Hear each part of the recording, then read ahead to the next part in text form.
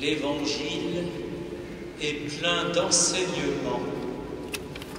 Vous avez remarqué la manière dont se passent les choses. Des hommes, des mages, venus d'Orient. L'Orient, c'est là où se lève, j'allais dire, la lumière du Christ. C'est un autre soleil que celui d'ici-bas, qui apparaît dans nos ténèbres. Mais voici qu'ils ont trouvé par eux-mêmes qu'il fallait venir. Ils se mettent à la recherche. Nous sommes invités à faire comme eux. Nous avons une raison. Nous sommes des êtres raisonnables avec une intelligence et il n'est pas interdit du tout de commencer à chercher avec notre intelligence. Mais voilà, ce n'est pas suffisant pour atteindre. C'est important. Notre intelligence doit participer à notre foi, mais nous voyons bien que dans le texte, qu'est-ce qu'il se passe? Ils vont arriver à Jérusalem. Et là, il faut demander qu'est-ce qu'il y a dans les Écritures, dans la Sainte Écriture. Il faut passer par le peuple juif à l'époque et par la Sainte Écriture pour arriver jusqu'au Christ. Il en est de même pour nous. Lorsque nous venons le dimanche à la messe, nous venons écouter la parole de Dieu. Et d'ailleurs, la parole de Dieu, c'est déjà une forme de la présence de Dieu parmi nous. C'est déjà une manifestation de la présence de Dieu parmi nous. C'est déjà une épiphanie de Dieu. Prendre conscience, donc, que c'est par la parole de Dieu que l'on va pouvoir atteindre le Christ, entrer dans la foi, comme les mages. Et puis, là, il se passe quelque chose de très particulier. Ceux à qui était adressée cette parole, les Juifs de l'époque, ne vont pas accueillir le Messie. Là, il y a un mystère. Bien prendre conscience que Hérode aurait dû se mettre en marche comme les mages. Il dit « Allez voir là-bas et puis je vous suivrai, vous me direz où c'est. » On a bien compris qu'il se moque du monde, mais quand même, nous risquons d'être comme lui. Nous risquons d'être comme lui et ne le condamnons pas trop vite.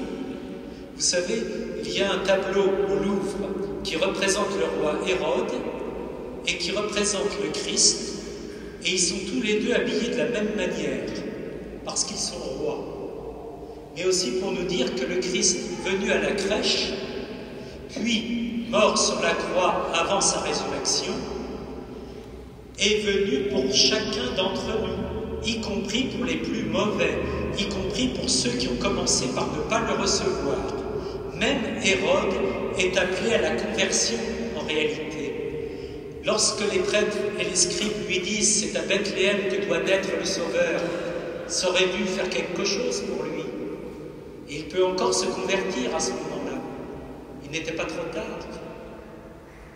Il n'est pas trop tard pour nous non plus, pour changer et se mettre en route à la recherche du Christ, comme les mages. Et là aussi, il se passe encore quelque chose de très particulier. L'étoile qu'ils avaient vue à l'Orient, brusquement, va les conduire. Et vous noterez que l'étoile ne peut les conduire qu'après la révélation du Christ par la Sainte Écriture. Et à ce moment-là, ils vont aller jusqu'à Bethléem. Et là aussi, le texte est très précis. Bien prendre conscience des choses. On nous dit qu'ils trouvent qui? L'enfant et sa mère, Marie, mère de Dieu. Et voyez-vous, ils vont se prosterner devant le Christ, offrir l'or, l'encens et la myrrhe à celui qui est Seigneur et Dieu, et en même temps, ils reconnaissent la maternité divine de Marie. Voyez tout l'ensemble, cette cohérence que nous pouvons reconnaître par notre intelligence, mais que la Sainte Écriture nous donne pour entrer dans le mystère. Alors ce n'est pas pour nous-mêmes que nous entrons dans ce mystère. Bien sûr, la présence du Christ va nous sauver, car nous sommes désormais appelés à changer de vie, à ne pas refuser cette lumière et à l'accueillir. Changer de vie. Pourquoi? Pour être sauvé. C'est la première chose. Charité bien ordonnée commence par soi-même, pour nous sauver nous-mêmes d'abord, mais aussi pour devenir à notre tour des gens qui vont annoncer Jésus-Christ. Nous avons, nous chrétiens, une charge particulière, être l'étoile qui précède les gens qui viennent vers Jésus-Christ. Nous sommes là pour annoncer, nous sommes là pour dire au monde où est le roi des Juifs, où est le Seigneur, Dieu de lumière. Et nous sommes capables de répondre, à condition d'être vraiment chrétiens. Nous devons être lumière les uns pour les autres, et aussi pour ceux qui ne connaissent pas Jésus-Christ. Nous sommes appelés à être missionnaires.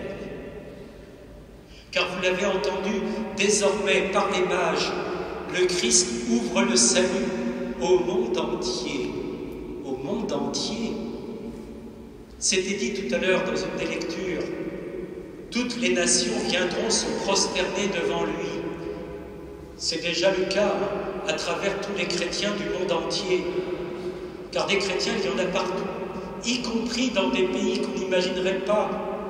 Il y en a même en Corée du Nord. Et à travers les chrétiens, c'est le monde entier qui déjà s'incline devant l'enfant de Bethléem. Et nous, en France, qu'est-ce que nous faisons? Nous ne sommes pas persécutés comme en Chine, nous ne sommes pas persécutés comme dans certains pays. Est-ce que nous annonçons Jésus-Christ autour de nous? Est-ce que nous avons ce courage de dire, voilà, je crois, à la fois par notre manière de vivre, par nos paroles, par nos attitudes? Voyez-vous, les mages ont offert l'or, l'encens et la myrrhe. Bon, c'était symbolique. L'or, c'est le roi, l'encens, c'est Dieu. La myrrhe, c'est la mort annoncée sur la croix, avant la résurrection. Nous, que pouvons-nous offrir? Eh bien, nous pouvons nous offrir nous-mêmes et nous offrir pour annoncer au monde Jésus-Christ. Devenons missionnaires. Ne nous laissons pas aller. Ça ne sert à rien de se dire que ça va mal en France pour l'Église. Ça ira encore plus mal si nous ne faisons rien. Il faut se secouer, il faut se lever et dire, voilà, je crois. Je crois en un seul Dieu, je crois en Dieu Trinité, je crois qu'il a envoyé son Fils unique et je suis prêt à mourir pour le dire. Devenons chrétiens, c'est le meilleur cadeau que nous puissions faire à la crèche devant l'enfant et sa mère. Amen.